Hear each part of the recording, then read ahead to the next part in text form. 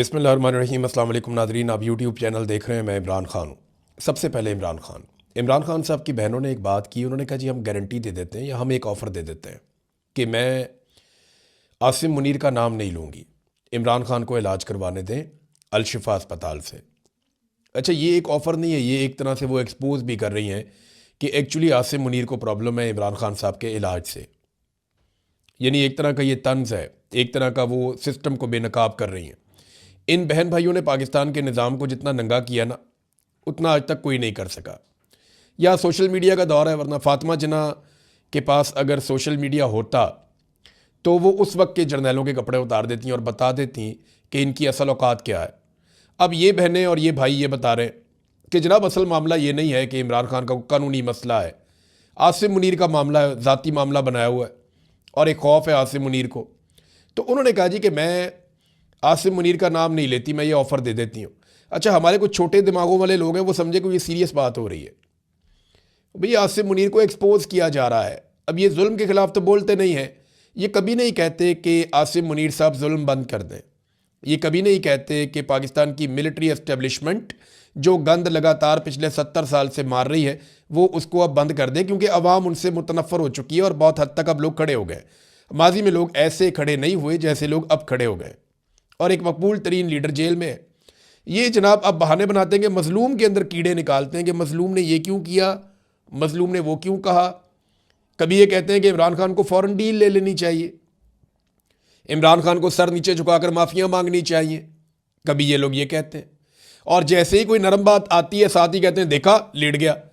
ये किसी हाल में खुश नहीं होंगे, ये हर लिहाज में एक बुग़्ज़ के अंदर मुब्तला है। जैसा कि अभी मैं वो तलत हुसैन की एक वीडियो देख रहा था, उसने पंजाबी के अंदर एक बातचीत करते हुए एक वीडियो भी एक पब्लिक की है।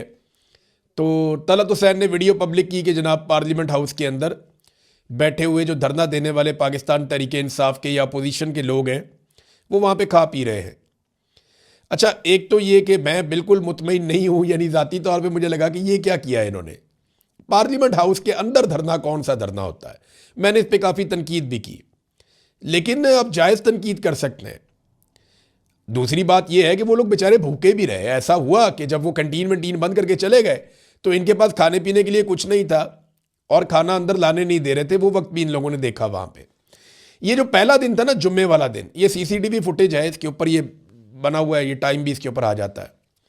तो पहला दिन, जुम्मे वाला दिन, जब सहाफ़ी भी वहीं पर घूम रहे थे, ये उस दिन तो कैंटीन भी खुली थी, खाना पीना मिल भी रहा था। उसके बाद जो है वो सख्ती शुरू हो गई थी और वो सख्ती होती हुई सबने देख भी ली थी। लेकिन देखें ना, बुग़्ज़ का कोई इलाज नहीं है। तलत हुसैन ने निकाल के गई, देखें जी ये तो अंदर मौजे कर रहे थे, ये किस तरह का धरना था। तो ये लोग बेचारे लाइलाज हैं, इनकी तकलीफ़ जो है उसका अजाला नहीं हो सकता। देखिए, नवाज शरीफ को ये लोग घसीट घसीट के मिलिट्री एस्टेब्लिशमेंट के जूते पॉलिश करके इक़्तिदार में तो ले आए, लेकिन वो अवाम में उसकी एक्सेप्टेंस नहीं है और ये बात इन्हें लगातार तकलीफ़ दे रही है। इनको खुद भी लोग अब सीरियस नहीं लेते और ये कभी बच्चों के पीछे पड़ जाते हैं, कभी किसी और चीज़ के पीछे पड़ जाते हैं, कत्ल व गारतगिरी को जायज़ करार देते हैं। ये नहीं बोलेंगे कि पंजाब के अंदर 900 कत्ल हो गए पिछले 8 महीने में, इसके ऊपर बात नहीं करेंगे। ये लग्जरी तैयारा इन्होंने ले लिया एक, उस पर बात नहीं करेंगे। और अच्छा, एक के बाद एक ये बहाने बनाते हैं। मुझे हैरत होती है कि इतने झूठे हैं ये कि रमज़ानुल मुबारक में भी झूठ बोलते हैं। यानी गल्फ स्ट्रीम का लग्जरी तरीन जहाज़ इन्होंने लिया है। तो ये जहाज़ के बारे में बताता हूँ, ये अगर 1 घंटा ये फ्लाई करता है ना तो ये 18-19 लाख रुपया लगता है इसके 1 घंटे के ऑपरेशन पे। इसकी कॉस्ट है फ्लाइंग की। फिर हर साल इसके ऊपर जो है इसकी मेंटेनेंस के ऊपर, शुरू में ज़रा कम लगते हैं, बाद में बढ़ते जाते हैं, तो 1.5 से 3 मिलियन डॉलर्स तक जो है वो इसकी सालाना मेंटेनेंस है। ये इतना महंगा तैयारा हमने ले लिया, जितने की हमने पूरी एयरलाइन बेची है ना PIA, उससे कम पैसों में हमने ये तैयारा ले लिया। ये है नाजरीन टोटल औकात पाकिस्तान के हुक्मरानों की कि अपने झूले लेने के लिए, अपने एंजॉय करने के लिए दुनिया का लग्जरी तरीन तैयारा लिया। बहुत सारे मुल्कों में जो हमसे ज़्यादा अमीर हैं, हमसे ज़्यादा बेहतर हैं, उनके हुक्मरानों के पास भी इतना लग्जरी और इतना शानदार तैयारा नहीं है जितना शानदार अब हमारी वज़ीर आला पंजाब के पास है। ये तैयारा उड़ता उड़ता भी रहा है, इसकी अभी रिकॉर्ड भी आ गया। कभी सियालकोट गया, कभी मियाँ वाली गया, कभी अननोन जगहों पर गया कि पता ही नहीं है कहाँ गया, कहाँ से वापस आया। लाहौर में भी उड़ता रहा, झूला शूला लाहौर में भी लिया इसने, लगभग 52 मिनट का, 55 मिनट का। तो ये जो तैयारा है इसका इस्तेमाल भी हो रहा है। अच्छा, ये झूठ कितना बोलते हैं, कभी कहते हैं जनाब ये तो हम एयर पंजाब के लिए लेकर आए। एयर पंजाब जिसका कोई वजूद ही नहीं है, उसका तैयारा पहले एयरलाइन बनती है, उसके बाद तैयारे आते हैं। एयरलाइन बनती है, भर्तियां होती हैं, दफ्तर बनते हैं, एंड में तैयारे आते हैं। ये जनाब तैयारा पहले पहुंच गया। कैसा लोगों को बेवकूफ़ समझते हैं ये। फिर वहाँ पे टाउट मजीद उठते हैं, दरबारी उठते हैं, वो कहते हैं जी ये तो मरीज़ों को मुंतकिल करने के लिए लेकर आए कि इसके अंदर मरीज़ों को मुंतकिल करेंगे। यार वैसे हद है बेशर्मी की। मरीज़ों को मुंतकिल कर, पूरी दुनिया में अमेरिका समेत दुनिया का कोई ऐसा मुल्क नहीं है जहाँ पे मरीज़ों को मुंतकिल करने के लिए इतना लग्जरी तैयारा रखा गया हो, ऐसी ऐशो इशरत।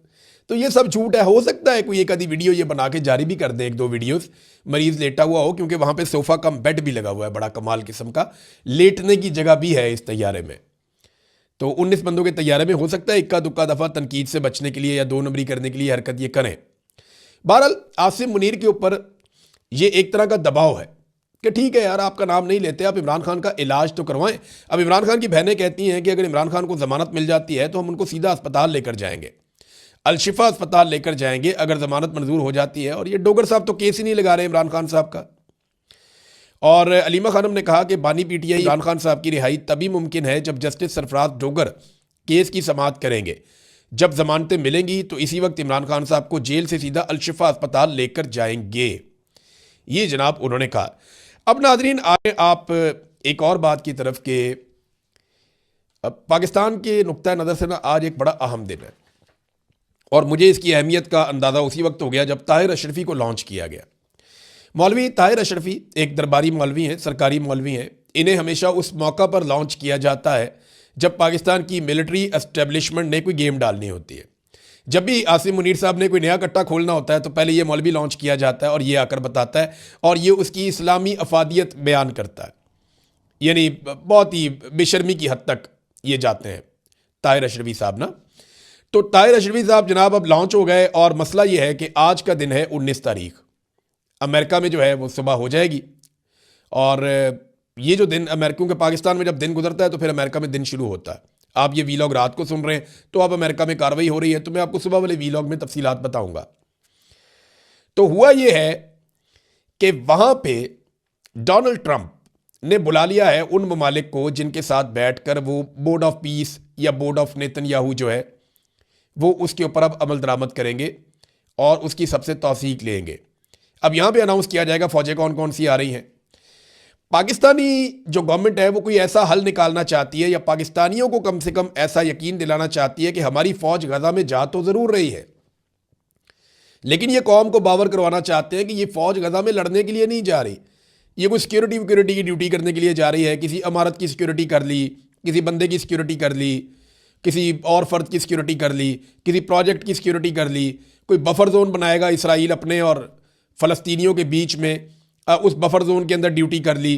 तो इस किस्म की ड्यूटियाँ, यानी कोई ऑपरेशनल ड्यूटी ये वहाँ पे करना नहीं चाह रहे, ये कौम को ये बताएंगे। लेकिन देखें ये बात मानेगा कोई नहीं, क्योंकि ये गजा स्टेबलाइजेशन फोर्स है। इसके अंदर जितने ममालिक होंगे ना, ये फोर्स जो भी काम करेगी उसका बर्डन उन तमाम ममालिक पर आएगा और यही अमेरिका का फॉर्मूला है। डोनाल्ड ट्रंप ने बड़ा स्मार्ट मूव किया है। वो सारा बर्डन जो अकेले नेतन्याहू के ऊपर आता था वो बर्डन डोनाल्ड ट्रंप ने शिफ्ट कर दिया बहुत सारे मुसलमान मुल्कों पर जो बोर्ड ऑफ पीस का हिस्सा है। और अब जो फौजें आएंगी लड़ाई का बर्डन उन सब के ऊपर शिफ्ट हो जाएगा। देखिए ना, चेन ऑफ कमांड तो एक ही है। पाकिस्तान की फौज कोई भी कार्रवाई करती है, यानी एयरफोर्स ने तैयारे गिराए तो आसिम मुनीर ने भी उसका क्रेडिट लिया, पूरे पाकिस्तान ने उसका क्रेडिट लिया, पूरी फौज ने लिया। तो इसी तरह अगर किसी जगह पे एक फौजी अच्छा काम करता है या बुरा काम करता है उसका इंपैक्ट पूरी फौज के ऊपर आता है। तो ये जो फौज वहां पे जा रही है मुख्तलिफ ममालिक की, ये जो भी करेगी इसका इंपैक्ट सारे ममालिक के ऊपर आएगा। अब देखें ना, ये डोनाल्ड ट्रंप साफ कह रहे हैं कि सवाल ही पैदा नहीं होता कि हमास वहां पे रह पाए। हम हमास को जड़ से उखाड़ फेंकेंगे, हमास को गैर मुसल्लह करेंगे, उन्हें हम वार्निंग दे रहे हैं। और ये काम अगर हमास खुद नहीं करेगी तो वो मुसलमान ममालिक जो अपनी फौज दे रहे हैं उनके फौजी यहाँ पे आकर ये काम करेंगे। अब सुरंगें साफ करनी है, हमास को गैर मुसल्लह करना है, फ़लस्तीनियों के पास अपने बचाव के लिए कोई हथियार ना बचे और दूसरा कोई भी फ़लस्तीनी इसराइलियों के मफाद के खिलाफ कोई काम ना कर सके। देखें ना, नेतन्याहू की अप्रूवल के बगैर तो पाकिस्तान की फ़ौज गजा में नहीं जा सकती। और ये पहला तारीखी मौका है जब पाकिस्तान का वज़ीर आज़म नेतन्याहू के साथ एक स्टेज शेयर करने जा रहा है, यानी मिलकर बैठ रहे हैं पाकिस्तान और इसराइल। ये आज पहला मौका है और ये तुर्रा इम्तियाज शहबाज शरीफ साहब को है, फील्ड मार्शल आसिम मुनीर साहब को है कि उन्होंने ये दिन दिखाया इस कौम को कि इस वक्त की जो मौजूदा तारीख है इसका सबसे बड़ा जंगी मुजरिम, जिसे बहुत सारे यूरोपीय ममालिक अपने मुल्क में दाखिल नहीं होने देते, एक ऐसा शख्स जिसके ऊपर आलमी सतह पे केसेस चल रहे हैं और सबसे बड़ा जंगी जराइम का मुर्तकिब करार दिया जाता है नेतन्याहू, उसके साथ शहबाज शरीफ जाकर बैठ रहे हैं। बहुत बड़ा हौसला चाहिए, बहुत बड़ा दिल चाहिए। तो शहबाज शरीफ साहब ने यह काम किया है। पाकिस्तान की तारीख में कोई और लीडर ये काम नहीं कर पाया। देखिए ना, ये चीज़ें बताती हैं कि अगर पाकिस्तान का फौजी जर्नैल या मिलिट्री एस्टेब्लिशमेंट वो एक तरफ खड़ी हो जाए तो चीज़ें कितनी आसान हो जाती है। इमरान खान अगर एक गाड़ी भी खरीद लेता ना, फ़र्ज़ करें इन हालात में, तो पाकिस्तान के मीडिया ने पिट से आपा कर देना था, तत्ते तवे पे बैठ जाना था, इन्होंने रो रो के ज़मीन आसमान के कलाबे मिला देने थे। लेकिन मरीम नवाज 11 अरब रुपए का तैयारा भी ले ले, पीआईए की टोटल वैल्यू जितने में पीआईए बेची है उससे महंगा तैयारा ले ले अगर मरीम नवाज, तो पाकिस्तान का मीडिया उस पर बात नहीं करता। सरकारी मुलाजमीन 10 दिन से बैठे हुए पंजाब की सड़कों पर, उन्होंने तराबी भी वहीं पढ़ी है, सैरी भी वहीं की है और अफ्तारी भी, लेकिन किसी को परवाही नहीं है। पाकिस्तान का मीडिया नहीं दिखा रहा, वो बेचारे अपने मुतालबात लेकर आएंगे, जनाब हमारी बात तो सुन लें आप। तो ये जब आपके साथ मिलिट्री एस्टेब्लिशमेंट होती है ना, तो फिर पाकिस्तान जैसे मुल्क में आप जो मर्जी करते हैं।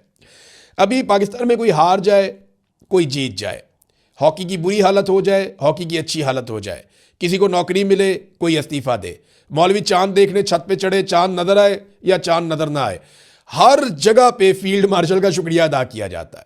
आप अंदाजा करें ना, पाकिस्तान का प्राइम मिनिस्टर यूनाइटेड नेशंस में खड़ा होकर फील्ड मार्शल का नाम लेकर शुक्रिया अदा करता है। इसका मतलब क्या है कि पाकिस्तान को इस वक्त field marshal Asim Munir control कर रहे हैं। और इमरान खान की बहन ने एक्सपोज करते हुए उन्हें यह कहा कि जनाब ठीक है, आपका नाम नहीं लेते, आप मेरे भाई का इलाज करवाने दें। ये बड़ी शर्मिंदगी वाली बात है, जिसको कुछ टाउट्स उठा रहे हैं और उठाकर ये कह रहे हैं कि जनाब ये हो गया, हार गए, डर गए, इनका नजरिया बिक गया। ऐसे नहीं होता। ये रिजीम इतना पागल हो चुका है कि ये पागलों को इकट्ठा कर रहा है। आज़ाद कश्मीर में कैप्टन रिटायर्ड लियाकत, जिसने एक इंटरव्यू देते हुए कहा कि उसकी ख्वाहिश है कि 1000 बंदा कत्ल कर दिया जाए तो मुल्क ठीक हो जाएगा। ये पुलिस के अंदर है और पुलिस ने 900 बंदा मार भी दिया है ये 8 महीनों में। इस शख्स ने इंटरव्यू देते हुए कहा कि मेरी ये राय है और मेरी ये ख्वाहिश है कि 1000 बंदा कत्ल कर दिया जाए स्ट्रेट अवे। ऐसे ज़हनी मरीज जो हैं उसको इदारे से निकालने की बजाय उसको आईजी लगा दिया आज़ाद कश्मीर में। आप अंदाज़ा करें, अब आज़ाद कश्मीर के लोग अपनी खैर मनाएं, क्योंकि इंसानों को कत्ल करने का ख्वाहिशमंद वो आज़ाद कश्मीर में आकर आईजी लग गया और उसने अपना बयान वापस लेकर माफ़ी भी नहीं मांगी। अंदाज़ा करें आप, ये है जनाब इनकी सूरत हाल। अब नाज़रीन, एक और हमारे पास खबर है, वो ये कि ईमान मज़ारी और हादी अली चट्टा साहब का जो केस है वो जज आसिफ साहब की अदालत में लगा। आसिफ साहब वही जज हैं जिनके बेटे ने 2 खवातीन को कुचल कर कत्ल कर दिया सड़क के ऊपर, नॉन कस्टम गाड़ी चलाते हुए, और ओवर स्पीड था, उसके बाद लाइसेंस भी नहीं था। लेकिन उनके बेटे को 2 कत्लों के बाद फौरी तौर पर यानी उनको रिलीफ मिल गया, उन्हें फौरी तौर पे बाइज्जत बरी कर दिया गया, वो अपने घर चले गए। ये चंद दिनों के अंदर, 2-4 दिन के अंदर गेम हो गई। तो जज साहब की मौजें लग गई। जज साहब का बेटा कत्ल भी करे तो कोई मसला नहीं है।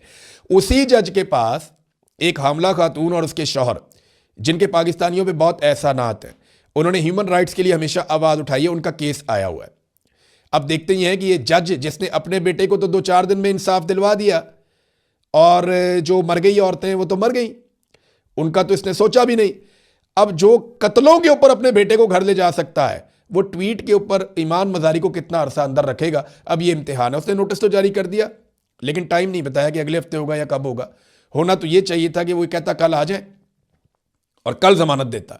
जैसे अपने बेटे को निकालने की जल्दी थी, जिसने 2 कत्ल कर दिए थे, उतनी जल्दी यहां पे भी दिखाए ना, कि जहां पे एक सिर्फ ट्वीट की बुनियाद के ऊपर 17 साल कैद की सजा सुना दी गई। ये बहुत तकलीफ दे बात है। तो नाजरीन, एक चीज मैं एंड में आपके सामने और रखना चाहता हूं। ये गंडापुर साहब जो है वो सारों के ऊपर ही हमलावर है। कभी इसके ऊपर हमला, कभी उसके ऊपर हमला, कभी इसको ये कह दिया, उसको वो कह दिया। ये मेरे बारे में भी बातें करना शुरू हो गया कि ये करो वो करो, मैं इलेक्शन लड़ाता हूं, पता नहीं क्या कुछ कह रहा था। तो मैं गंडापुर को एक बात कहना चाहता हूं कि ये वाला कैमरा और ये वाला कलम, ये है मेरा हथियार। मैं इसके साथ लड़ता हूं और इसी से लड़ता आया हूं। मैंने कंप्रोमाइज़ नहीं किया एक दिन भी। गंडापुर, उतनी मार तुम सोच भी नहीं सकते जितनी मैंने खाई है। गंडापुर साहब, मैं अगर आपकी तरह होता ना तो आज इस्लामाबाद में या लाहौर में बैठा होता, मेरी फैमिली दरबदर ना हो रही होती, मैं धक्के ना खा रहा होता, मैं इन हालात के अंदर कभी ना होता जिस तकलीफ से मैं और मेरा ख़ानदान पूरा गुजर रहा है।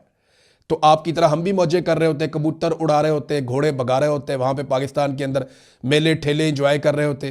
प्रोटोकॉल तो तुम इंजॉय कर रहे थे, वज़ीर आला तो इमरान खान ने तुम्हें बनाया था, सारा कंट्रोल तो तुम्हें दिया था, तो कंप्रोमाइज़ होने की बजाय खड़े हो जाते ना अपने पैरों पर। मैंने तो नहीं कहा कभी भी पाकिस्तानियों को कि मेरे साथ चलो, मैं पहली गोली खाऊंगा और मैं तुम्हें लेकर निकलूंगा और जाके हम इनकलाब लेकर आएंगे।